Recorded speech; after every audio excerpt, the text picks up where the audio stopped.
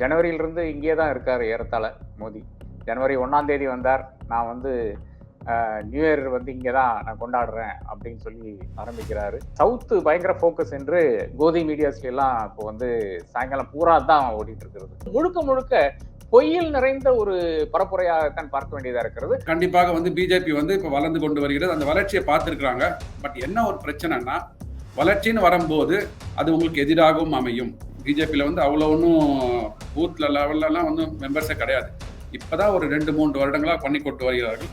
அதனோட இம்பேக்ட் ஒரு 4-5 வருடங்களாகும். இந்த கொஞ்சம் இம்பாக்ட் 2024 தெரியும். கரப்ஷன் ஊழல் அப்படின்னு சொல்லிட்டு பேசிட்டு இன்னொரு பக்கம் வந்து ஜெயலலிதா அவர்களை பாராட்டுகிறார். இது வந்து எவ்வளவு ஒரு முரண் அப்படிங்கிறது எல்லாருக்குமே. நான் சுமை எடுத்துக்கொள்ள வேண்டும், நான் மக்களை சென்று சந்திக்க வேண்டும் அப்படின்னு ஒரு மாற்றாக நினைத்த ஒரு மனிதராக அண்ணாமலை அவர்களை பார்க்கிறேன். அதனால முதல்ல அவருக்கு வாழ்த்துக்கள். அனைவருக்கும் வணக்கம். இன்று மோடியினுடைய பேச்சை வச்சு தான் போறோம். ஜனவரியிலிருந்து இங்கே தான் இருக்காரு ஏறத்தாழ மோடி.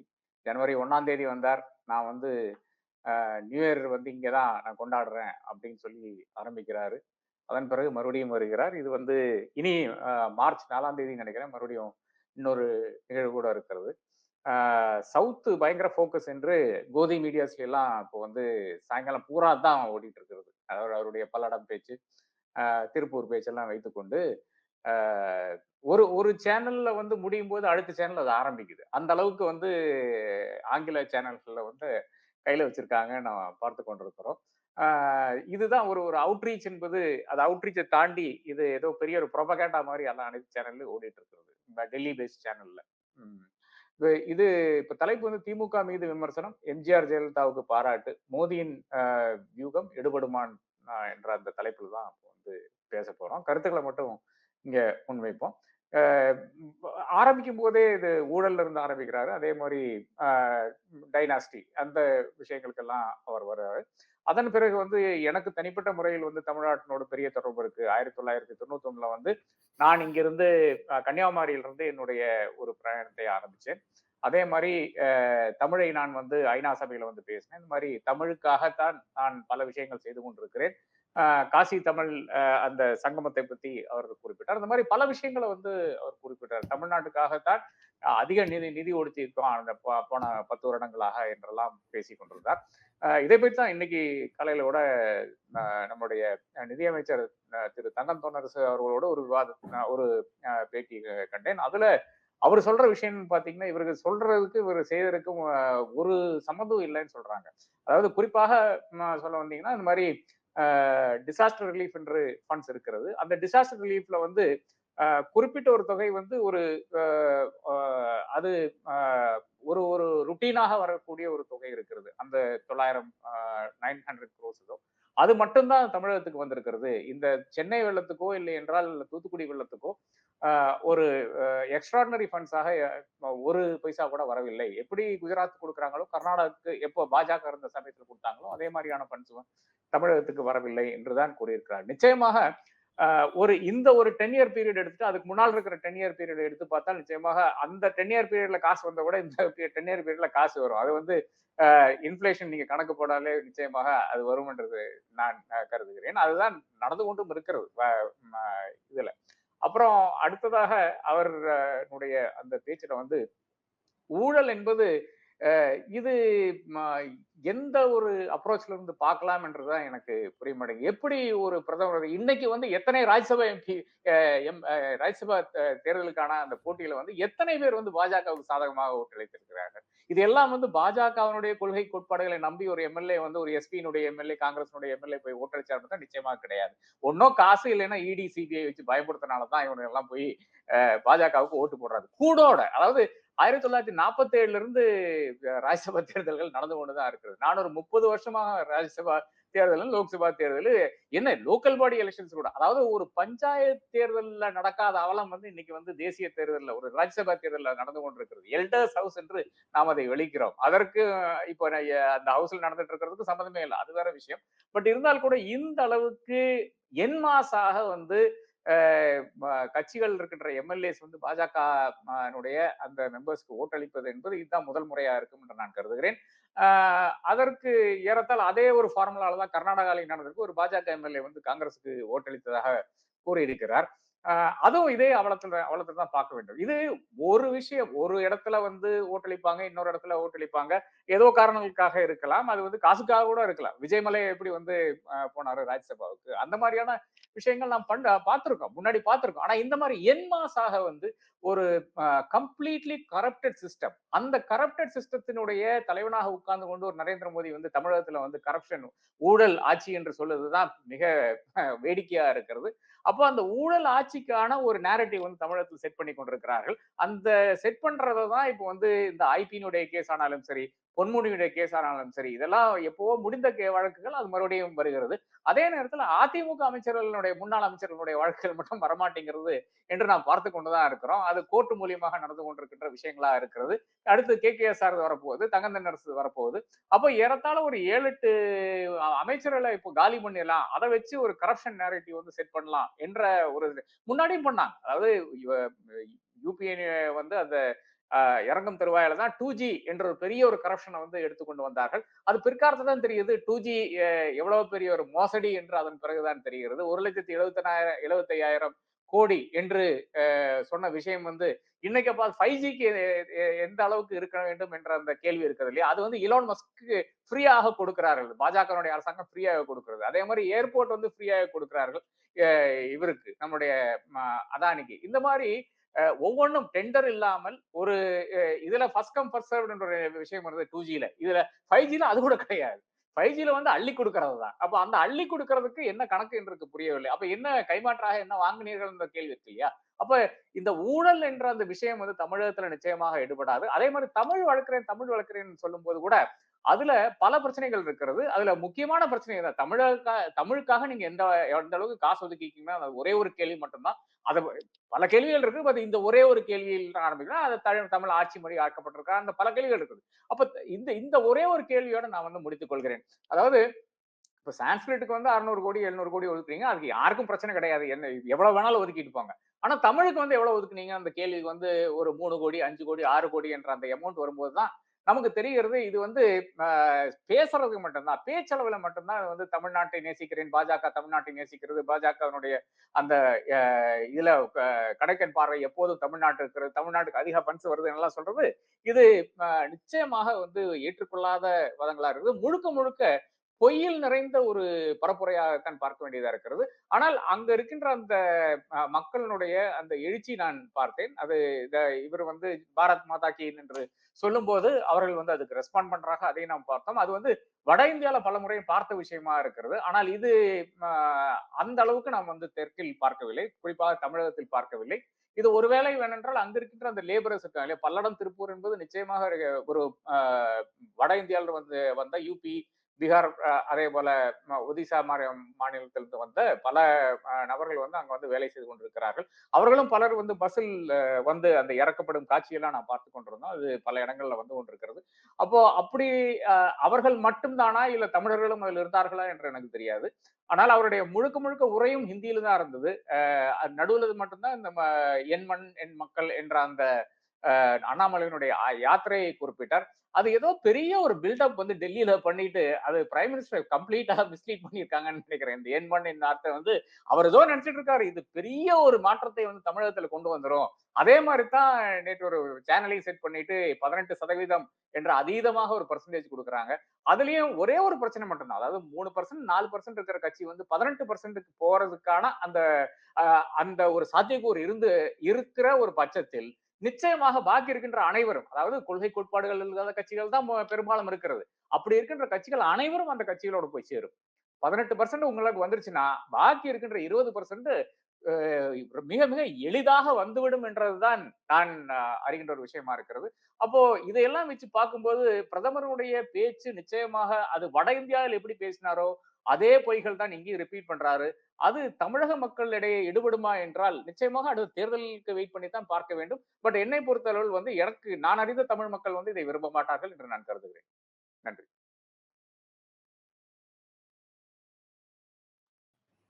நான் பேசவா சார்? அனைவருக்கும் வணக்கம். இதற்கு முன்னாடி வரைக்கும் பாஜக வைத்த கோஷம் என்பது கழகங்கள் இல்லாத தமிழகம், கழகங்களே இல்லாத தமிழகத்தை நாங்க உருவாக்க போறோம்னு சொன்னாங்க. ரெண்டு கட்சியுமே ஊழல். அமித்ஷா அவர்கள் வந்து சொல்லும் பொழுது ரெண்டு கட்சியுமே ஊழல் கட்சி தான், திமுக அதிமுக ஊழல் கட்சி தான் அப்படின்னு சொல்லிட்டு இது வரைக்கும் கேட்டுட்டு இருந்தோம். அதற்கு பிறகு கூட்டணிக்குள்ள எல்லாம் போனாங்க, தொடர்ச்சியா கூட்டணி இருந்தது. இன்னைக்கு வரைக்குமே ஒரு ஆசோலேஷன்ல இருக்கு. இன்னைக்கு வரைக்கும் ஜன்னல் கதவு எல்லாத்தையும் திறந்து வச்சிருக்கோம், யாராவது வாங்க அப்படிங்கிறத எதிர்பார்த்துட்டே இருக்கிறாங்க. இந்த மேடையில கூட எப்படியாவது வேறு கூட்டணி கட்சி தலைவர்கள், அதாவது சின்ன சின்ன கட்சிகளை தாண்டி வேற ஒரு பெரிய கட்சி பாமக மாதிரியோ இல்ல வேற யாரையோ மேடையில ஏத்தணுங்கிற ரொம்ப முயற்சி செய்தாங்க அப்படிங்கிறத பார்த்தோம். ஆனால் அதெல்லாம் நடக்கல அப்படிங்கிறத பார்த்தோம். ஒரு விஷயம் தான், இப்ப ராஜசேகர் சொல்லும்போது கரப்ஷன் ஊழல் அப்படின்னு சொல்லிட்டு பேசிட்டு இன்னொரு பக்கம் வந்து ஜெயலலிதா அவர்களை பாராட்டுகிறார். இது வந்து எவ்வளவு ஒரு முரண் அப்படிங்கிறது எல்லாருக்குமே தெரியும். ஒரு பக்கம் ஒரு முதலமைச்சராக இருந்து குற்றவாளியாக அவர் வந்து பதவி இழக்க வேண்டிய சூழலுக்கு தள்ளப்பட்ட ஜெயலலிதா குறித்து இவருக்கு தெரியாதா அப்படிங்கிறது மிகப்பெரிய கேள்வியாக இருக்கிறது. ரெண்டு இன்ஃபரன்ஸ் நான் பாக்குறேன். ஒண்ணு, எம்ஜிஆர் குறித்து புகழ்ந்து பேசுகிறார், எம்ஜிஆர் சிறப்பான ஆட்சி கொடுத்தார்னு சொல்கிறார். அதுக்கு அடுத்தபடியாக ஜெயலலிதா தான் சிறப்பான ஆட்சி கொடுத்தார் அப்படிங்கிற சொல்கிறார். அப்படின்னு பார்க்கும் பொழுது ஒருவேளை இன்னுமே கூட அதிமுகவுக்கும் பாஜகவிற்கும் ஒரு கூட்டணி அமைந்து விடாதா அப்படிங்கிற ஒரு கனவில் மோடி அவர்கள் இருக்கிறாரோ, அமித்ஷா எல்லாருமே அந்த எப்பவுமே நம்ம சொல்லிட்டு அந்த சென்ட்ரல் லீடர்ஷிப் மௌனமாவே இருக்காங்கிறத இன்னுமே அவங்க உறுதிப்படுத்துறாங்களோ, வாங்க இன்னைக்கு கூட கூட்டணிக்கு இன்னும் பெருசா காலமாகிடல, நம்ம பாத்திரலாம் அப்படின்னு நினைக்கிறாங்களா அப்படிங்கிறது ஒரு இன்ஃபரன்ஸ். இன்னொரு இன்ஃபரன்ஸ் இல்ல நாங்க வந்து எங்களுக்கு வேற தலைவர்கள் ஓன் பண்றதுக்கு வேற தலைவர்கள் இல்ல, அதனால வந்து நாங்க எம்ஜிஆர் முன்னாடி ஒரு காலத்துல எம்ஜிஆருடைய வாசகங்கள்லாம் போட்டு பாட்டெல்லாம் எழுதுனாங்க இவங்க. கிட்டத்தட்ட மோடி எம்ஜிஆர் அவர்களை கம்பேர் பண்ணி அந்த வேலைகள்லாம் பண்ணிட்டு இருந்தாங்க. இல்ல இந்த தலைவர்களை வந்து இப்போ பல இடத்துல சர்தார் பட்டேலை கொண்டு வர மாதிரி, காங்கிரஸ் தலைவர்கள் எடுக்கிற மாதிரி, பல்வேறு கட்சிகள் வந்து எடுக்கிற மாதிரி இந்த எம்ஜிஆரையும் ஜெயலலிதா அவர்களையும் ஓன் பண்றது மூலியமாக அந்த வாக்கு சதவீதம் நமக்கு திரும்பும் அப்படின்னு நினைக்கிறாங்களா அப்படிங்கிற ரெண்டு கேள்வியுமே எனக்கு எழுந்தது.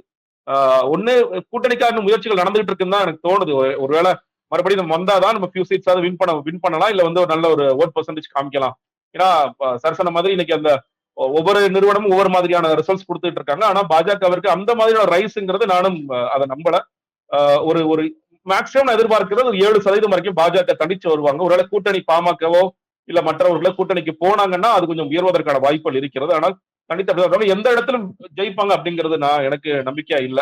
ஒருவேளை இன்னும் சொல்ல போனா அதிமுக கூட்டணியில பாமக போனா கூட இவரை அன்புமணி ராமதாஸ் அவர்கள் வின் பண்ற கூட வாய்ப்புகள் இருக்கிறது. ஆனா இந்த மாதிரியான ஒரு கூட்டணியில நிச்சயமாக பாஜக வந்து வின் பண்றதுக்கான தனித்திருந்தாலும் சரி, அதிமுக கூட்டணி போனா வின் பண்ணலாம் அப்படின்னு இவர் நினைக்கிறார் அப்படிங்கிறது எனக்கு தோணுது. வர எத்தனை சீட் இருந்தாலும் நம்ம 2 சீட்டோ 3 சீட்டோ அது வந்து நமக்கு சாதகம் அப்படிங்கிறதையும் இன்னும் மோடி அவர்கள் பார்த்து கொண்டிருக்கிறார் அப்படிங்கறதான் தோணுது. இது என்னன்னா, இது அதிமுக எப்படி ரியாக்ட் பண்ண போறாங்கன்னு ஒரு பெரிய கேள்வியும் இருக்கு. இது வந்து நேற்று வரைக்கும் நம்ம பார்த்தோம். நேற்று கூட நாங்க புதிய தலைவர்களை கொண்டு வர போறோம் அப்படின்னு சொல்லி போட்டாங்க. அதுக்கு ஐடிவிங்க எல்லாம் 5 மணி ஆயிடுச்சு, 5:30 மணி ஆயிடுச்சு, 6:30 மணி ஆயிடுச்சுன்னு சொல்லிட்டு அந்த சண்டை எல்லாம் போயிட்டு இருந்ததை பார்த்தோம். இப்ப பிரதமர் மோடி அவர்களே வந்து ஜெயலலிதா அவர்கள் குறித்து பேசுறாரு, எம்ஜிஆர் அவர்கள் குறித்து பேசுறாரு. அவர் நல்ல முறையில பேசினாலும் அவங்கள ஓன் பண்ணி அந்த ஓட் பேங்க் எடுக்கணும்னு முயற்சி பண்ணும் பொழுது அதை எடப்பாடி பழனிசாமி அவர்களோ இல்ல மற்ற அதிமுக தலைவர்களோ எப்படி இதை கையாள போகிறார்கள், அவங்க என்ன மாதிரி எதன் எதிர்வினை ஆற்ற போறாங்க அப்படிங்கிறது ரொம்ப முக்கியம் பார்க்க. இதை நம்ம சொல்லணும். நம்ம பேசுற மாதிரி இது எங்க தலைவர்களை ஏன் நீங்க கடன் வாங்குறீங்க அப்படிங்கிற ஒரு குறைந்தபட்ச ஒரு கேள்வியாவது அதிமுக கேம்ப்ல இருந்து வருமா அப்படிங்கிறத நம்ம பார்க்க வேண்டியது இல்லை. அதுக்கு மௌனமா இருந்தாங்கன்னா இவங்க மறுபடியும் இன்னும் சொல்லப்பட 100 தடவை எடப்பாடி சொல்லிட்டார், இன்னொரு 100 தடவை சொல்ல வேண்டிய அவசியம் ஏற்படும். இல்ல எங்களுக்கும் அவர்களுக்கும் நேரடி கூட்டணியோ இல்ல மறைமுக கூட்டணியோ இல்லை அப்படிங்கிறத சொல்லிக்கொண்டே இருக்க வேண்டிய அவசியம் இருக்கிறது. இல்ல அதிமுக வந்து நாங்க வந்து எதிர்க்க தயாராகிட்டோம் அப்படிங்கறத ரொம்ப வலுவா சொல்ல வேண்டிய அவசியம் இருக்கிறது. கூட்டம் நம்ம பாத்துக்கோம் சார். நான் எனக்கு வந்து இந்த கட்சி கூட்டம் மட்டுமல்ல, எல்லா கட்சி கூட்டங்களும் எப்படி ஆட்கள் திரட்டுறாங்கன்னு பார்த்துட்டு தான் இருக்கும். அது பிரதானமான கட்சியாக இருக்கலாம், இல்ல வந்து சின்ன கட்சியா இருக்கலாம். எல்லா கட்சிகளுமே வந்து இன்னைக்கு எப்படி ஆள் திரட்டுறாங்க, அதுல இதற்கான வாய்ப்புகள் இருக்கிறது. அங்க வந்து வட இந்திய நண்பர்கள் நிறைய பேர் அங்க வேலை செய்யறாங்க அப்படிங்கிறத பார்க்கும். திருப்பூர் போன்ற ஏரியாக்கள்ல அதை கொண்டு வரக்கான வாய்ப்புகளும் இருக்கு. நிறைய ஊடகங்கள்ல காட்சிகளும் வெளியானதையும் பார்த்தோம். சோ ஓவராலா வந்து அவருடைய மோடி அவர்களுடைய இந்த மீட்டிங் குறிப்பாக இந்த எண்மண் எண் யாத்திரைக்கான ஒரு இறுதி யாத்திரை அப்படிங்கிறதா இன்னைக்கு பல இடங்கள்ல போட்டிருந்தாங்க. அதற்காகத்தான் நீங்க வந்திருக்காரு, அது குறித்தான் ஒரு அதிகமாக பேச போகிறார் அப்படின்னு பார்க்கும்போது இந்த யாத்திரையை எவ்வளவு பெரிய இம்பாக்ட் ஏற்படுத்துச்சு அப்படிங்கிறது நமக்கு பெருசா தெரியல. ஏன்னா இது உண்மையிலே ஓட்ஸா கன்வெர்ட் பண்ண சில இடங்கள்ல கூட்டங்கள் பார்த்தோம், பெரிய போக்கஸ் எல்லாம் தான் இருந்துச்சு. இது ரொம்ப பிளான் பண்ணி கரெக்டா நடத்துனாங்களா? மக்கள் சந்திப்புகள்ல இவர் எவ்வளவு பிரச்சனைகளை பேசினார். இப்ப நீங்க ஒவ்வொரு இடத்துலயும் பேசும்பொழுது இந்த ஊர் சார்ந்த பிரச்சனைகளை பேசினாரா, அந்த ஊரை மையப்படுத்திய பிரச்சனைகளை பேசினாரா, எவ்வளவு பேர் வந்து ஒரு பொதுத்தளத்துல இருக்க வந்து சந்திச்சாங்க அவரை, இந்த மாதிரி பிரச்சனை அவர்கிட்ட சொன்னாங்க அப்படிங்கறதெல்லாம் பார்க்க வேண்டியது. பல இடங்கள்ல அந்தந்த மாவட்டத்தை சேர்ந்தவர்களே சரியாக ஒரு அனுசரணையோட இல்ல அப்படிங்கிற மாதிரியான குற்றச்சாட்டுலாம் வந்தது. இந்த எண்மண் யாத்திரை துவங்கும் பொழுது இருந்த பார்த்த மேடைகள்லாம் இன்னும் சொல்ல போனா அதிமுகவை சார்ந்தவர்கள்லாம் எவ்வளவு பேர் இருந்தாங்க, அவங்க இப்பெல்லாம் பேசினாங்க அப்படிங்கிற பார்த்தோம். இன்னைக்கு இந்த கூட்டம் முடியும் பொழுது இதுல இருந்து நம்ம பார்க்கலாம் இந்த கூட்டணியோ இல்ல அந்த கட்சியோ வளர்ந்திருக்கிறதா வீழ்ச்சி அடைந்திருக்கிறதா பார்க்கும் பொழுது உங்களிடம் பக்கத்தில் இருந்த அருகில் இருந்த தலைவர்கள் கூட இன்னைக்கு விலகி போயிருக்கிறாங்க. அதுதான் இன்னைக்கு அண்ணாமலை அவர்கள் சம்பாதித்திருக்காரோ இந்த எண்மண் எண் யாத்திரை மூலியமா அப்படிங்கிறத பார்க்கிறோம். இது ஓட்டா கன்வெர்ட் ஆகுமானா எனக்கு நம்பிக்கை இல்ல. ஒரு லாங் டேர்ம்ல சில பேர் கன்வெர்ட் ஆகும்னு சொல்லி சொல்றாங்க. ஆனா நான் பார்க்கிற வரைக்கும் பாஜக மேல் உள்ள வெறுப்பு என்பது அது நான் இப்ப திருப்பூர்லயும் பல பேர்ட்ட பேசிட்டு பல மாவட்டங்கள்லயும் பேசிட்டு இருக்கும் பொழுது பெரிய அளவுல மாற்றம்லாம் இருக்காது. 2019ற்கும் இதற்கும் பெரிய அளவில் மாற்றங்கள் இருக்காது. இவர்கள் அமைக்கின்ற கூட்டணியின் காரணமாக ஒரு வாக்கு சதவீதம் என்பது உயரக்கூடிய ஒரு சின்ன வாய்ப்பு இருக்கு அப்படிங்கிறது மட்டும் தான் நிறைய பேர் சொல்றாங்க. அதுதான் நானுமே கணிக்கிறேன். நன்றி. வணக்கம் சார். ஒரு பார்வையில நான் ஒத்துக்கிறேன். ராதாகிருஷ்ணன் சார் சொன்னது வந்து இந்த கூட்டங்கள் வந்து கூட்டப்படுகின்றது. திராவிட முன்னேற்ற கழகம் வந்தாலும் சரி, அண்ணா திராவிட முன்னேற்ற கழகம் வந்தாலும் சரி, காங்கிரஸ், பிஜேபி. ஏன்னா எல்லாருமே வந்து ஒரு ப்ரெஷர்ல வந்து இப்போ இன்ஃபேக்ட் வந்து இன்னும் கொஞ்சம் ஓரிரு நாட்கள்ல வந்து இங்க வந்து ஒரு பள்ளி சார்ந்த கூட்டம் நடக்க போகுது. ஸ்கூல் எஜுகேஷன் டிபார்ட்மெண்ட்ல ஒரு கூட்டம் நடக்க போகுது. அதுக்குமே பார்த்தீங்க வச்சுக்கோங்களேன், எல்லா ஸ்கூல்ஸ்ல உள்ள பேரண்ட்ஸை வந்து ஃபோர்ஸ் பண்ணி அவங்க பஸ்ஸை கொடுத்து ஆட்களை கூட்டிட்டு வராங்க. அதாவது ஒரு டிபார்ட்மெண்ட் ஆஃப் எஜுகேஷன் அப்படி நடத்தும் போது ஒரு கட்சியில வந்து அந்த அளவுக்கு வந்து மக்களுக்கு வந்து ஒரு இது இருக்காது. இப்போ ரெமுனரேஷன் பார்த்து இப்போ பள்ளியில போறாங்கன்னா படிக்கிறாங்க, நல்ல நல்ல கல்வி சொல்லி கொடுக்குறாங்க. அதனால அவர்கள் ஏதாவது ஒரு அந்த மீட்டிங்ல வந்து நமக்கு ஏதாவது ஒரு நல்ல ஒரு கொள்கைகள் இருக்குமா, இல்லை அடுத்து என்ன சொல்ல போறாங்க, அடுத்து என்ன வழிமுறைகள் கொண்டு போறாங்க அப்படின்ற ஆர்வத்திலேயாவது பேரண்ட்ஸ் போகலாம். ஆனா அதுக்கே போக மாட்டாங்க. அதுக்கே வந்து இவங்க வந்து ஆள் வச்சுதான் கூட்டிட்டு போகணும் அப்படின்ற போது இந்த மாதிரி தேர்தல் பரப்புரை கூட்டங்களுக்கு கண்டிப்பாக அதுவும் வந்து வார நடுவுல நடக்குது. இப்போ அவங்க வேலையை விட்டுட்டு வெளில வர முடியாது வச்சுக்கோங்களேன். அப்படி இருக்கிற இதுல பாத்தீங்கன்னா எஸ் கொஞ்சம் வந்து அனைத்து அரசியல் கட்சிகளும் பண்றதுதான். அதுலயும் இந்த பிஜேபி அரசாங்கம், இந்த பிஜேபி கட்சி கூட வந்திருப்பதான வாய்ப்புகள் இருக்குது. ஆனா அப்படி இருக்கும்போது இது பிஜேபி வளரவே இல்லை என்று சொன்ன கட்சிகளுக்கு நடுவுல இன்னைக்கு வந்து ஒரு காணொலி பார்த்தேன். அதாவது அதிமுகவில் ஒரு மாவட்ட செயலாளர் நினைக்கிறேன். அவர் என்ன சொல்றாரு, 2:15 மணிக்கு வந்து 2 பாஜக எம்எல்ஏக்கள் வந்து சேர போறாங்க அப்படின்றாங்க. அதாவது இல்லாத கட்சி, வாக்குகள் வாங்காத கட்சி, வாக்கு வங்கி இல்லாத கட்சி வந்து ஒரு 2 எம்எல்ஏக்கள் வந்து இங்க வர போறாங்க அப்படின்னா, அதுவும் அதிமுக, அதாவது 2வது பெரிய கட்சி இல்லையா இன்னைக்கு. அவங்க சொல்லும் போது ஏதோ ஒரு இம்பாக்ட் வந்து அங்க நடந்திருக்குது. அது என்ன சொல்றாங்கன்னா, அவர் தன்னந்தனியா பேசுறாரு. அது வந்து எடப்பாடி ஐயா அவர்களோட அதை என்டாஸ் பண்ணல. எடப்பாடி ஐயாட்ட வந்து சேலம்ல வந்து ஒரு 1 மணி நேரம் கழிச்சு கேட்கறாங்க. இல்ல எனக்கு யாரும் நாங்களாம் அப்படி சொல்லல. அப்படி வந்தா நாங்க வரவேற்போம் அப்படின்றாரு. சோ அந்த நிலைமையில தான் வந்து இப்ப அரசியல் பாத்தீங்க வச்சுக்கோங்களேன். அதுவும் எலெக்ஷன் நடக்கும் போது கண்டிப்பாக வந்து கூட்டணி கட்சிகளோட பலம் இருந்தால் கண்டிப்பாக வந்து நீங்க எதிரிகளை வந்து வென்றெடுக்க முடியும் சீக்கிரமாக. சோ அதுல பார்க்கும்போது கண்டிப்பாக வந்து பிஜேபி வந்து இப்ப வளர்ந்து கொண்டு வருகிறது. அந்த வளர்ச்சியை பார்த்திருக்கிறாங்க. பட் என்ன ஒரு பிரச்சனைன்னா, வளர்ச்சின்னு வரும்போது அது உங்களுக்கு எதிராகவும் அமையும். ஏன்னா அந்த வளர்ச்சி வந்ததுனால தான் அடுத்த 2026ல வந்து நம்ம எப்படி ஒற்றுமையா கூட்டணியா இருக்க போறோமா, கூட்டணியா இருந்தா கட்சியில இது ஆட்சியில எப்படி நம்ம வந்து பங்கீடு கேட்பது, யார் முதல்வர், அந்த கேள்விகள்லாம் வரும்போது தான் அந்த அண்ணாமலை அவர்களோட அந்த ஸ்டாண்ட் வந்து அவங்களுக்கு தெரிஞ்சது. அதுல இருந்து விலகி போறாங்க அவங்க. சோ அப்படி இருக்கும்போது இவங்களோட கூட்டணி சேருவதற்கு யாரெல்லாம் காம்ப்ரமைஸ் பண்ணுவாங்க? இப்போ வந்து ஜி.கே. வாசன் ஐயா அவருக்கு வந்து தமிழக முதல்வர் ஆகணும்னு ஒரு கனவு இருக்குமா? எனக்கு தெரிஞ்சு இல்ல. எங்கேயும் அது மாதிரி சொன்ன மாதிரி தெரியல எனக்கு. மேபி மூப்பனார் ஐயா அவர்கள் ஆரம்பிக்கும்போது சொல்லியிருப்பாங்க. இப்ப ஜி.கே. வாசன் வந்து அது மாதிரியான ஒரு எண்ணத்துல இருப்பாரான்னு தெரியல. ஏன்னா அவருக்கு தெரியும். அவருக்கு வந்து ஓரிரு மாவட்டங்கள்ல அவரோட செல்வாக்கு இருக்கு. அதனால அந்த மாவட்டங்களுக்கு என்ன பண்ண முடியும்? அதற்கு யாரோட வந்து நம்ம கூட்டணி அமைத்தால், யாரோட வந்து வென்றெடுத்தால் நம்ம வந்து நம்ம மாவட்டத்துக்கு நல்ல திட்டங்களை கொண்டு வர முடியும். அந்த மாதிரி தான் போறாங்க சின்ன கட்சிகள்லாம். சோ ஈக்குவலா இருக்கிற பெரிய கட்சிகள் பாத்தீங்கன்னா, இப்போ வந்து அதிமுக, திமுக அவர்கள் வந்து கண்டிப்பாக லீட் எடுப்பாங்க. அது அவங்க அமைக்கிற கூட்டணியில. சோ ஏன்னா காங்கிரஸே பாத்தீங்கன்னா 67க்கு அப்புறம் அவங்க எந்த இதுலயுமே லீட் பண்ணவே இல்லை. எந்த ஃப்ரண்ட்டையுமே லீட் பண்ணல. இப்ப 2014ல நடந்த இதுல பாத்தீங்க வச்சுக்கோங்களேன், ஒரு 17 லட்சம் வாக்குகள் வாங்கினாங்க. 38 தொகுதிகளை டெபாசிட் இழந்தாங்க. தேசிய கட்சி நம்ம சொல்றது கிட்டத்தட்ட ஒரு 100 ஆண்டு பாரம்பரியம் உள்ள கட்சி, இங்க 67 வரைக்கும் ஆண்ட கட்சி 17 லட்சம் வாக்குகளை மட்டும் வாங்கி 39 தொகுதிகளை கண்டெஸ்ட் பண்ணி 38 தொகுதிகளில் டெபாசிட்டை இழந்தார்கள். ஒரே தொகுதியில மட்டும்தான், கன்னியாகுமரியில மட்டும்தான் ஐ திங்க் வசந்த்குமார் சார் வந்து செகண்டா வந்தார். அது கூட ஏன்னா அப்ப வந்து உங்களுக்கு தெரியும் 37 தொகுதிகள் அதிமுக வின் பண்ணாங்க, 2 தொகுதிகள் வந்து என்டிஏ கூட்டணி வின் பண்ணுது. ஆனா இப்ப என்ன தெரிய வருது அப்படின்னா, அந்த ஒரு growth வந்துட்டு இருக்கு. growth வந்து மேபி அண்ணாமலையும் மோடி ஐயா அவர்கள் சொல்ற மாதிரி வந்து 25-30% மேல போயிடுமா அப்படின்றது அவங்களோட இன்டர்னலா அவங்க கால்குலேஷன் வச்சிருப்பாங்க. அதனால அவங்க அப்படி சொல்றாங்க. ஆனா ஒரு 2-3 கருத்து கணிப்புகளை அப்படியே சொல்றோம். அந்த இதுல கூட பாத்தீங்கன்னா அந்த டைம்ஸ் நவுல வந்தது, அப்புறம் இன்னொரு நார்த் இந்தியன் மீடியால வந்தது, நேத்து கூட ஒரு தமிழக ஊடகத்துல வந்த போது 15% என்று சொல்றாங்க. 18% நேத்து வந்து 18% சொல்லியிருக்காங்க. So anywhere between 15 to 18 as of now அப்படின்றது வந்து ஒருத்தரோட கருத்து கணிப்புல வருது. ஸோ அது வந்து ஏத்துக்கிறதும் ஏத்துக்காததும் பொதுமக்களோட இது வச்சுக்கோங்களேன். ஆனா இப்ப இன்னைக்கு குறிப்பா என்ன பேசினார் அப்படின்னா, இங்க திரும்ப திரும்ப என்ன சொல்றாங்கன்னா, இந்த திராவிட முன்னேற்ற கழகத்துல என்ன சொல்றாங்கன்னா, இந்த ஆட்சியில வந்து எங்களுக்கு வந்து மத்திய அரசு வந்தித்து விட்டது. மத்திய அரசு குடுக்கவே இல்ல அப்படின்றாங்க.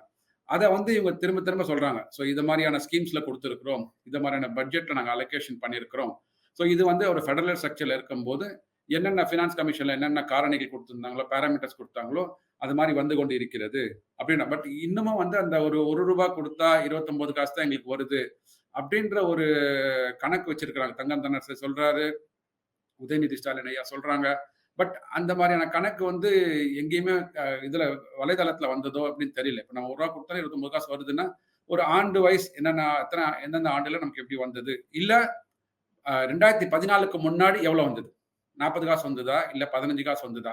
கம்பேரிசன் வந்து நம்ம அப்படி பார்த்தோம் வச்சுக்கோங்களேன். பொதுமக்களுக்கு வந்து குடுக்கும்போது, இந்த அரசாங்கத்துல வந்ததுக்கு அப்புறம் இவர்கள் வந்து வழிமுறைகளை மாற்றி வைத்திருக்கிறார்கள். அதனால நமக்கு குறைஞ்சிடுது. 2014க்கு முன்னாடி நல்லா இருந்தது. அப்படின்றபோது ஏதோ ஒரு மாநிலம் வந்து இழக்கப்பட்டிருக்கிறது. அப்போ இல்ல இப்ப ஏதோ ஒரு மாநிலம் வந்து கெயின் பண்றாங்க. அது எப்படி வருது? அந்த மாதிரியான தரவுகளை குடுத்தோம் வச்சுக்கோங்களேன். அதாவது இப்போ அரசியல் கட்சியில என்ன ஆயிடுச்சுன்னா, எல்லாமே எமோஷனலா பேசிட்டு இருக்காங்க. எல்லாருமே வந்து நான் வந்து 3 மடங்கு குடுத்தேன்னா, உடனே அண்ணாமலை வந்து டேட்டா குடுக்குறாரு. 2014க்கு முன்னாடி 25,000 கோடி ரூபாய் இருந்தது. 2024 முடியும் நிதியாண்டுல 78,000 கோடி ரூபாய் இருக்கு அப்படின்றாங்க. 3 மடங்குக்கு அதுதான். மோடி ஐயாவும் அதான் இன்னைக்கு சொல்லியிருக்கிறாங்க. அப்படி இருக்கும்போது நான் என்ன பார்க்கிறேன்னா, இப்போ ஏன்னா உதயச்சந்திரன் என்ன சொல்றாருன்னா, பட்ஜெட் முடிஞ்சு வந்ததுக்கப்புறம் ஜிஎஸ்டி வரிகள் வந்து எங்களுக்கு உயர்ந்து கொண்டு வருகிறதுன்றாரு. ஆனா உள்ள வரும்போது வந்து அவங்க வந்து அந்த வரிகளே வரவில்லை, உயரவே இல்லை அப்படின்றாங்க. கான்ட்ரடிக்ஷன் வரும்போது இது வந்து முக்கியமா பார்த்தீங்கன்னா, ஒரு அரசியல் சார்ந்த ஒரு பேச்சா இருக்கு. எமோஷனலா பேசுறாங்க. ஏன்னா ஒரு நரேட்டிவ் செட் பண்ணிட்டாங்க. மத்திய அரசு வஞ்சிக்கிறது அப்படின்ட்டு. மத்திய அரசு கூட சொல்றதில்ல. ஒன்றிய அரசு. ஒன்றிய அரசு வஞ்சிக்கிறது அப்படின்றாங்க. அதை வந்து எப்படி வந்து உடைக்க வேண்டும்? அதுதான் வந்து இந்த பாரதிய ஜனதா அரசாங்கம் வந்து பண்ணிட்டு இருக்காங்க. பிஜேபி தலைவர் அண்ணாமலை தலைமையிலான பிஜேபி வந்து தமிழ்நாட்டுல பண்ணிட்டு இருக்காங்க. அது என்ன பொறுத்தவரைக்கும் ஓரளவுக்கு மெசேஜ் போயிட்டு இருக்கு. 100% போயிடுச்சா அப்படின்னா இருக்காது. கண்டிப்பாக இருக்காது. ஏன்னா வந்து இவர்கள் வந்து இப்பதான் வந்து ஒரு 3 வருடங்களாக வீரியம் கொண்டு ஒரு அ புது ஸ்ட்ராட்டஜிய கொண்டு வந்திருக்கிறாங்க. நீங்க வந்து ஒரு 20, 30 வருடங்களாக திராவிட முன்னேற்ற கழகமா இருக்கட்டும், அண்ணா திராவிட முன்னேற்ற கழகம் அவங்க வச்ச நரேட்டிவ், அவங்க வச்ச ஸ்ட்ராட்டஜிய மாற்றி நீங்க வந்து புதுசா கொண்டு வரணுன்ற போது களம் தயாராக இருக்க வேண்டும். அதற்கு உழைக்க தயாராக இருக்க வேண்டும். எல்லாருக்குமே தெரியும். பிஜேபியில வந்து அவ்வளோ ஒண்ணும் பூத்ல லெவல்லலாம் வந்து மெம்பர்ஸே கிடையாது. இப்பதான் ஒரு 2, 3 வருடங்களா பண்ணி கொண்டு வருகிறார்கள். அதனோட இம்பாக்ட் ஒரு 4, 5 வருடங்கள் ஆகும். இந்த கொஞ்சம் இம்பாக்ட் 2024ல தெரியும். அடுத்தது இந்த எப்படி சஸ்டெய்ன் பண்ண போறாங்கன்னு பார்க்கணும். அதாவது இப்போ ஒரு இந்த ஒரு 2 வருஷத்துக்கு உங்களுக்கு எண் மண் எண் மக்கள் இயக்கம்னு சொல்லிட்டு அந்த ஒரு விஷனை நோக்கி போயிட்டாங்க. இப்ப அடுத்தது என்ன? இப்ப 24 தேர்தல் முடிஞ்சு போயிடும். 24லேருந்து 26 வரைக்கும் எதை வைத்துக்கொண்டு இவர்கள் வந்து மக்களிடம் செல்லப் போகிறார்கள்? ஏன்னா 2 வருஷம் உங்களுக்கு வந்து பெரிய காலம். அது அரசியல் அது வேக்கம் விட்டுறக்கூடாது. அதுக்கு என்ன பண்ணணும்? அதுக்கு என்ன புதுசா ஸ்ட்ராட்டஜி கொண்டு வருவாங்க? எப்படி கட்சிகளை கட்டமைப்பது? உள்கட்சிய வந்து கட்டமைப்பது எப்படி? அது மாரி பார்க்குறேன் நான். பட் எனக்கு தெரிஞ்ச வரைக்கும் பார்த்தீங்கன்னா, கண்டிப்பா குரோத் இருக்கு. அந்த குரோத் வந்து 24ல வரும். அந்த குரோத்தை பார்த்து அதன் மூலமாக நமக்கு ஏதாவது ஒரு நஷ்டம் அடைந்து விடுவோமா? அப்படின்றது தான் வந்து அதிமுக வந்து விலகியே இருக்கிறாங்க. என்னோட தனிப்பட்ட கருத்து. அ ஏன்னா நான் வந்து அ ஓரளவுக்கு பிஜேபியோட குரோத்த பார்த்து கொண்டு வருகிறேன். அதனால வந்து கண்டிப்பாக ஒரு பிஜேபிக்கு வளர்ச்சியினால ஏடிஎம்கேக்கு டென்ட் இருக்கு. பிளஸ் அவருக்கு உள்ள ஒரு உட்கட்சி பூசல். அதுவும் ஒரு காரணம். உட்கட்சி பூசல் இருக்கிறதுனால தான் பார்த்தீங்கன்னா, அவங்களால வந்து இன்னும் ஒரு ஃபோர்ஸ்ஃபுல்லா வெளில வர முடியல. அதிலயும் பார்த்தீங்கன்னா, ஒரு அதிருப்தியாளர்கள் இருப்பாங்க. ஆனா கண்டிப்பாக பிஜேபி அண்ட் எடப்பாடி தலைமையில் இருக்கிற அதிமுக வந்து கண்டிப்பாக கூட்டணி வந்து அமையாதுன்றது என்னோட தனிப்பட்ட கருத்து. அமைந்தால் இருவருக்கும் நல்லதல்ல. அதுதான் என்னோட பொதுவான கருத்துங்க. பாரத மண்ணிற்கும் தமிழ் மக்களுக்கும் முதற்கண் வணக்கங்கள். என்ன இப்ப காமனா ஒரே ஒரு இதுன்னா ஒரு லைட்டர் வைங்களேன். நான் இப்பெல்லாம் இது வர்ச்சுவல் மீடியம் அதாவது யூடியூப்ல வந்தாலும் சரி, மாஸ் மீடியால வந்தாலும் சரி, நான் டாக்டர் ஆர்கே சார் வந்தா மட்டும்தான் நான் மீடியாக்கே வரேன் அப்படின்னு இருக்கேன். சார் இல்லாம நான் வரவே இல்லை இப்போ. சோ இன்னைக்கு முதல்ல தேங்க்யூ சார். நான் பேச ஆரம்பிக்கிறதுக்கு முன்னாடி முதல்ல அண்ணாமலை அவர்களுக்கு வாழ்த்துக்கள் தெரிவிச்சுக்கணும் அப்படின்னு நினைக்கிறேன். ஏன்னா எந்த கட்சியை சார்ந்தவர்களா இருந்தாலும் மக்களை போய் நேர்ல சந்திக்கிறது அப்படின்றது மிக முக்கியமான வேலை. அந்த பணியை வந்து சீருமாகவும் சிறப்பாகவும் அவர் வந்து ஒரு 100 நாட்களுக்கு மேல இன்னைக்கு 234 கான்ஸ்டுவன்சிலையும் வந்து தீவிரமாக செய்து கொண்டு வந்திருக்கிறார். அதோட வெற்றியை வந்து அவர் கூடிய சீக்கிரத்துல பாப்பாரு அப்படின்னு நம்ம தெரிஞ்சுக்கலாம். நான் என்ன காரணம் அப்படின்னு அதுக்கு சொல்றேன் அப்படின்னா 3 விஷயங்கள். ட்ரெடிஷனலா இப்ப தமிழ்நாட்டுல வந்து அந்த கரிஸ்மேட்டிக் லீடர் அப்படின்னு ஒருத்தரை வந்து பிகி பேக் பண்ணி, அதாவது அவர்களோட தலைமையில அவர்களோட பேர்ல வாக்குகளை பெற்று வெற்றி பெற்றலாம் அப்படின்ற பல தலைவர்களும் பல கட்சி சார்ந்த நபர்களும் இருக்கிற காலகட்டத்தில் நான் சுமையை எடுத்துக்கொள்ள வேண்டும், நான் மக்களை சென்று சந்திக்க வேண்டும் அப்படின்னு ஒரு மாற்றாக நினைத்த ஒரு மனிதராக அண்ணாமலை அவர்களை பார்க்கிறேன். அதனால முதல்ல அவருக்கு வாழ்த்துக்கள். அஹ் அதுக்கப்புறம் இன்னைக்கு இருக்க தலைப்புக்கு வந்துடலாம். ஜெயலலிதா அவர்கள் எம்ஜிஆர் அவர்களை பற்றி பேசியதனால் மோடி அவர்களோட வியூகம் வந்து தமிழ்நாட்டுல என்ன இருக்கும் அப்படின்றது. நான் மோடி அவர்களோட இன்றைக்கு பேச்சுல இருந்து நான் 2 விஷயங்களை எடுத்து நான் அவர் ஏன் எம்ஜிஆர் அவர்கள் ஜெயலலிதா அவர்களை வந்து இன்னைக்கு கம்பேர் பண்ணி பேசுறாங்க அப்படின்னு. தமிழ்நாட்டுல வந்து நம்ம இந்த டெவலப்மெண்டல் பாலிடிக்ஸ், இந்த சோஷியல் இன்ஜினியரிங் இதெல்லாம் பத்தி பேசும்போது நம்ம எல்லா கட்சிகளையும் எல்லா தலைவர்களையும் நம்ம எடுத்து பேச முடியாது. அதுல எம்ஜிஆர் அவர்கள் வந்து ஒரு தீவிரமான ஒரு டிரான்ஸ்பர்மேஷனே வந்து அவர்கள் வந்து திமுக ஆட்சி காலத்துல இருந்து மாற்று கட்சியாக அதிமுகவை அமைத்து வரும்போது அந்த ஒரு சோஷியல் இன்ஜினியரிங் வந்து அவர் கொண்டு வர்றார்.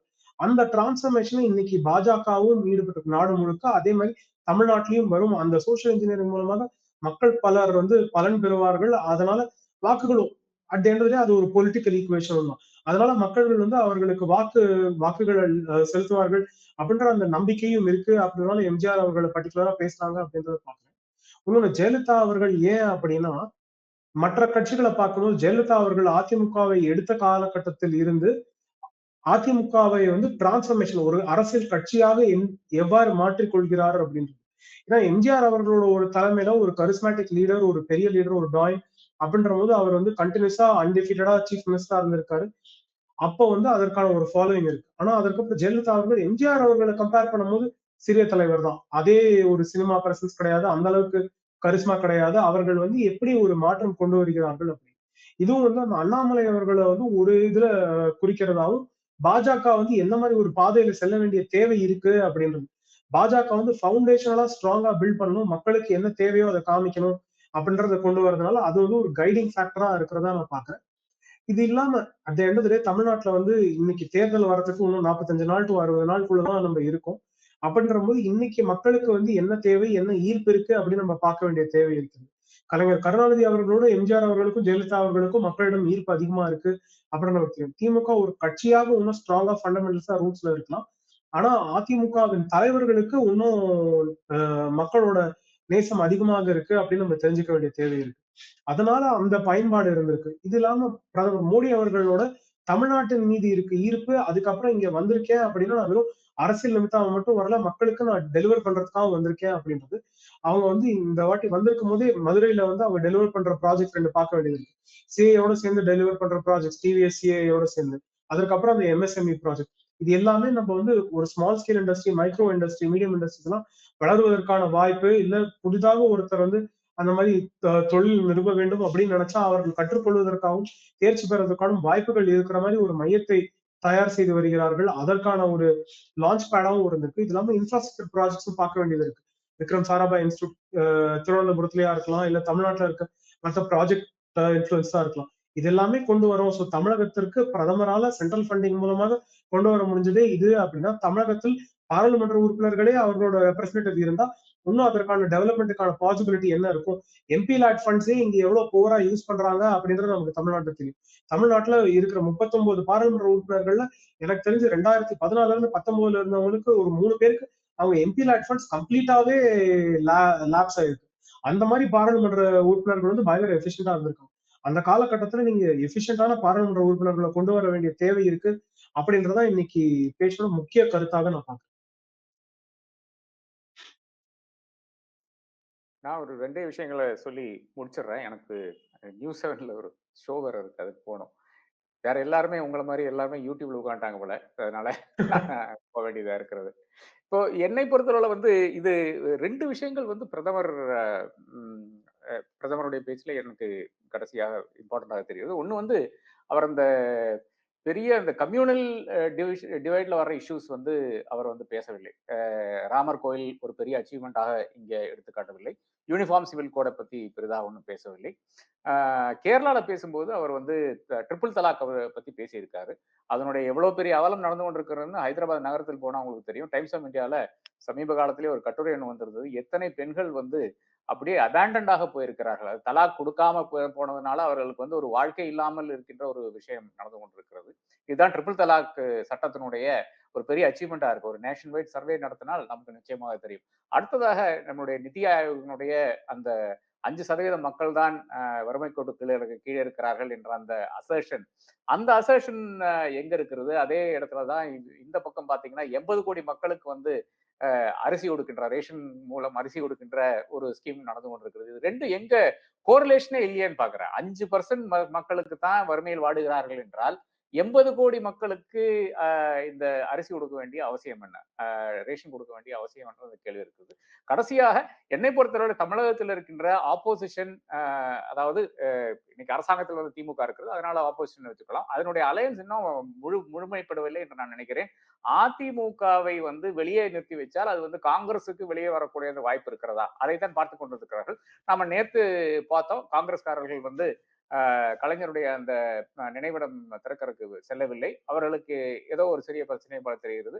அப்ப அந்த பிரச்சனையை வைத்துக் கொண்டு அது ஒரு பெரிய பிரச்சனையா வளர்த்து கொண்டு விட்டார்களா என்ற அந்த இடத்துல இருந்து யோசித்துக் கொண்டிருக்கிறார்கள். அப்ப எத்தனை நேரம் வந்து இந்த அதிமுக வெளியே இருக்கும் என்ற அந்த கேள்வி இருக்கிறது. என்னை பொறுத்தவரை வந்து இப்ப பாக்கி இருக்கின்ற இடத்துல, இந்தியால பாக்கி இருக்கின்ற இடத்துல எல்லாம் வந்து பாஜக வந்து பெரிய கான்பிடன்ஸ் இருந்ததுன்னா 370 வந்துடும் என்ற கான்பிடன்ஸ் இருந்ததுன்னா அதிமுக வந்து தனித்து நிற்கும் என்று நான் கருதுகிறேன். இல்லை என்றால் நிச்சயமாக அதிமுகவை மறுபடியும் இழுத்து பாஜக தன்னுடைய சொல்படிக்கு கொண்டு வரும்.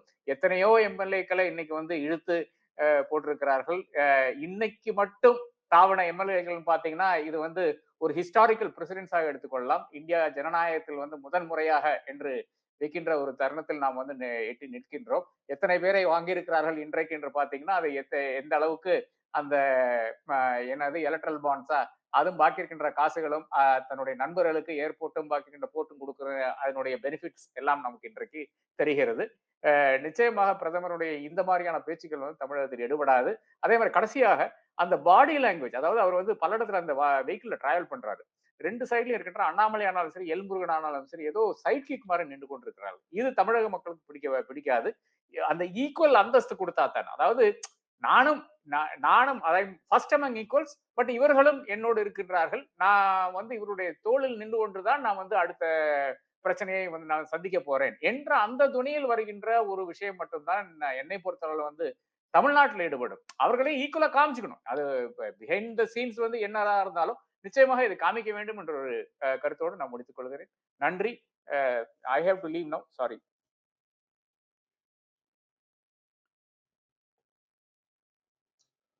ஜெகதீஸ்வரன் சார், நீங்க மியூட்ல இருக்கீங்க. சோ நான் சொல்ல விரும்புறது அதுதான். நீங்க வந்து இப்போ எகைன் இந்த அலையன்ஸ் பத்தி மறுபடியும் இந்த பேச்சு துவங்கும்னு நினைக்கிறேன். அதிமுகவும் பாஜகவும் மறுபடியும் அலையன்ஸ்க்கு போறாங்களா? எடப்பாடி பழனிசாமி அவர்கள் எத்தனை முறை சொன்னாலும் மோடி அவர்கள் பேசியதன் அர்த்தம் என்ன அப்படிங்கிறதா இன்னைக்கு பெரும்பான்மையா பேசப்படும், அதான் தொடர்ச்சியா பாதிக்கப்படும். அந்த அலையன்ஸ்க்கு இன்னும் ஓப்பனா இருக்கிறாங்களா, அது எப்படியாவது அதிமுக உள்ள கொண்டு வரதுக்கான வேலைகள் பார்க்கிறார்களா அப்படிங்கிற கேள்விகள். ஏன்னா அந்த கூட்டணியில இப்ப பாஜக கூட்டணியில போனவங்களுக்கே அந்த பேச்சுவார்த்தை முயற்சி பண்ணாங்க. அது ஜி கே வாசன் அவர்களாக இருக்கலாம், இல்ல மற்ற சின்ன சின்ன பார்ட்னர்ஸா இருக்கலாம். அவங்க வந்து அதுதான் வந்து ஸ்ட்ராங் அப்படின்னு நினைக்கிறாங்க. அவங்க 2 பேரும் ஒண்ணு சேரும் பொழுது பல இடங்கள்ல வந்து இந்த இந்தியா கூட்டணி, திமுக காங்கிரஸ் கூட்டணிக்கு ஒரு பெரிய டஃப் கொடுக்கலாம் அப்படிங்கிற ஒரு எண்ணம் தான் போய்கொண்டிருக்கிறது. அப்படி இருக்கும் பொழுது அதற்கான முயற்சிகள் தான் மறுபடியும் இந்த கதவுகளை திறக்கிறாங்களோ அப்படிங்கிறது. இப்ப நீங்க இந்த மேடை பேச்சு பார்த்த மறைமுகமாக பாஜக தலைவர்களுக்கும் அதிமுக தலைவர்களுக்கும் மறுபடியும் எடப்பாடி பழனிசாமி தூது விடப்படுகிறதா? அதுல அவர் ஸ்ட்ராங்கா இருக்காரா? அது வந்து பேச்சுவார்த்தையோட முடிய போதா, இல்ல இப்போ அவர் சொன்ன மாதிரி இடி கேசஸ் எல்லாம் அதிமுக மேல பாயாம இருக்கு, அவங்களுடைய வாழ்க்கை தூசட்டப்படாமல் இருக்கு, அதன் மூலியமா வழக்கு பார்க்கிறார்களா அப்படிங்கிற விஷயங்கள் எல்லாமே நம்ம இன்ட்ரெஸ்டிங் டேஸ் ஆகிட்டு அப்படிதான் பார்க்கிறேன். அது வந்து இந்த கூட்டணிக்குள்ள இதா இருக்க போதா, இல்ல இன்னும் இந்த கூட்டணி முற்றுப்பெறாமல் இருக்கிறதா அப்படிங்கிற கேள்விகளுக்கான விடை வரும் நாட்களுக்கு தெரியும் நினைக்கிறேன். என்னை பொறுத்த வரைக்கும் என்னன்னா, இப்போ தமிழகத்திலிருந்து வரப்போற எம்பிக்களை வச்சு மெஜாரிட்டி அங்க ஃபார்ம் பண்ணி அரசு அமையுமா அப்படின்றதுல வந்து கண்டிப்பாக அவர்களுக்கு ஒரு கிளியரா இருக்கு.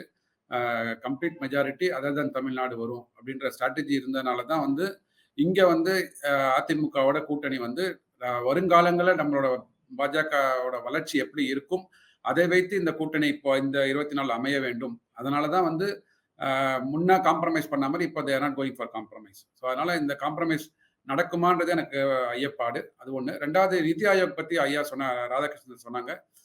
இந்த தரவுகள் எங்கேருந்து இருக்குன்னா, பட் நம்மளோட பட்ஜெட்லேயே இருக்குது. தமிழக பட்ஜெட் நிதிநிலை அறிக்கை தாக்கல் பண்ணியிருக்காங்களே, அதிலேயே வந்து அதை 2.2% மக்கள் தான் வந்து வறுமை கோட்டிற்கு கீழே தமிழகத்தில் இருக்கிறாங்க. அதாவது 5 லட்சம் ஃபேமிலிஸ். இன்னும் ஒரு 2 வருடங்கள்ல வந்து தாய் மாணவர் என்ற திட்டத்தின் மூலமாக, அதாவது முன்னாடி அந்த மல்டி டைமென்ஷனல் பாவர்ட்டி இண்டெக்ஸ்ன்னு சொல்லிட்டு மத்திய அரசாங்கம் யுனைடெட் நேஷன்ஸ் டெவலப்மெண்ட்டோட ஒர்க் பண்ண ஒரு ப்ராஜெக்ட்ல வந்து அந்த புள்ளி விவரங்களை எடுத்துக்கொண்டு அந்த அதன்படி பார்த்தீங்கன்னா 2.2% தான் வந்து தமிழகத்தில் இருக்கிறோம். அதனால இன்னும் வருகிற 2 ஆண்டுகள்ல 5 லட்சம் ஃபேமிலிஸ் வந்து வெளியில வந்துருவாங்க, வறுமை கோட்டிற்கு மேல வந்துருவாங்க அப்படின்றத உள்வாங்கி இருக்கிறாங்க. ஸோ நித்தி ஆயோக் ரிப்போர்ட்டும் தமிழக ரிப்போர்ட்டும் வந்து அலைன் ஆயிருக்கிறதுனால அதுல நான் வந்து கண்டிப்பாக அதுல வந்து ஃபேக்டர்ஸ் கரெக்டா கன்சிடர் பண்ணிருப்பாங்க நான் பார்க்கிறேன். நான் வந்து இந்த கூட்டணி அப்படின்னு பார்க்கணும்னா 2 ரெக்குவயர்மெண்ட் இருக்கு. ஒன்று வந்து ஓட் டிரான்ஸ்ஃபரபிலிட்டி, 2வது ஒரு பர்செப்ஷன் பில்டிங். அது வந்து அதிமுக பாஜக வந்து சுப்பிரமணியம் சார் வந்து ஃபர்ஸ்ட் ரவுண்ட் சொன்ன மாதிரி பார்த்தோம் அப்படின்னா அந்த பர்செப்ஷன் பில்டிங்ல வந்து இப்போ ரொம்ப லேட் ஆயிடுச்சு ஒண்ணு. 2வது இத்தனை காலமாக அவங்க பிளே பண்ணிக்கிட்டு இருந்த ஒவ்வொரு ரோலும் வந்து இன்னைக்கு அவங்க கவுண்டர் பண்ண முடியாத ஒரு சூழ்நிலை இருக்கும் அப்படின்ற அந்த பர்செப்ஷன் இஷ்யூல அவங்க மாட்டிப்பாங்களோ அப்படின்ற ஒரு பிரச்சனை இருக்கு. அதனால அவர்கள் கூட்டணியாக இருக்கணுமா இல்லையா அப்படின்ற தேவை இருக்கு. இது இல்லாம இருவருக்குமே தனித்தனி தலைவர்களாக அவர்களுக்கு நிரூபிக்கிறதுக்கான நேரம் வந்திருக்கு. ஸோ அதனால அவர்கள் இந்த நேரத்துல வந்து நாங்க கூட்டணியாக இருந்தோம் அப்படின்னா யார் யாருனால ஜெயிச்சாங்க இல்ல யார் யாருனால வந்து இதனை ஜெயிக்கிறதுக்கான வாய்ப்பை இழந்தார்கள் அப்படின்றது நம்ம பார்க்க வேண்டிய தேவை இருக்கும். ஸோ அதனால இருவருமே அந்த வாய்ப்பை எடுத்துப்பாங்களா அப்படின்னு தெரியல. இன்னொன்னு எனக்கு அரித்மெட்டிக்ல ஜென்ரலா ஒரு இன்ட்ரெஸ்ட். ஓட் டிரான்ஸ்ஃபரபிலிட்டி ஏடிஎம்கேயோட ஜென்ரலா கூட்டணி கட்சிகளுக்கு ரொம்ப போரா இருந்திருக்கு. அது பாமக எடுத்துக்கலாம், இல்ல பாஜக எடுத்துக்கலாம், இல்ல காங்கிரஸ் எடுத்துக்கலாம். எல்லாருமே அவர்களோட சேர்ந்த காலகட்டத்தில் அந்த ஓட் அடிஷன் வந்து அதிமுகவோட எப்பவுமே கொஞ்சம் கம்மியா தான் இருந்திருக்கு. அதுவும் பாமகவுக்கு ஜென்ரலா ஒர்ஸ்டா இருந்திருக்கு. இதே வந்து மற்ற கட்சிகள் இன்ஃபேக்ட் பாஜகவோ காங்கிரஸோ திமுகவோட போகும்போது அவங்களுக்கு ஓட் அடிஷன் வந்து பெட்டரா இருந்திருக்கு. ஸோ அந்த கான்ட்ரிபியூஷன் வந்து எப்படி இருக்கும் அப்படின்னு நம்ம பார்க்க வேண்டிய தேவை இருக்கு. ஸோ அதனால இந்த கூட்டணி அவசியமா இல்லையா அப்படின்னு நம்ம பார்க்கணும். ஜென்ரலா ஒரு பர்செப்ஷன் இஷ்யூ நேஷனல் லெவல்ல ஒரு பெரிய பார்ட்டி கூட சேர்ந்துட்டாங்க அப்படின்ற ஒரு இதுக்காக மட்டும் எடுத்துக்கணுமா, இல்ல ஒவ்வொரு கான்ஸ்டுவன்சின்னு பார்த்தா அந்த கான்ஸ்டுவன்சில யாரு வலு சேர்ப்பார்கள், அவர்களால ஜெயிக்கிறதுக்கான வாய்ப்பு அதிகமா இருக்கு. ஸோ அப்படின்ற மாதிரி அந்த மாதிரி தலைவர்களையோ அந்த மாதிரி கட்சிகளையோ வந்து கூட சேர்க்கணுமா இல்லையா அப்படின்ற அரித்மெட்டிக்கை ஒர்க் பண்றதுக்கான தேவை இருக்கு. அதற்கு பின்னர் அவர்கள் கூட்டணிக்கான முடிவுகளை எடுக்க வேண்டிய தேவை இருக்கு அப்படின்னு நான் பார்க்கிறேன். நன்றி. தேங்க்யூ.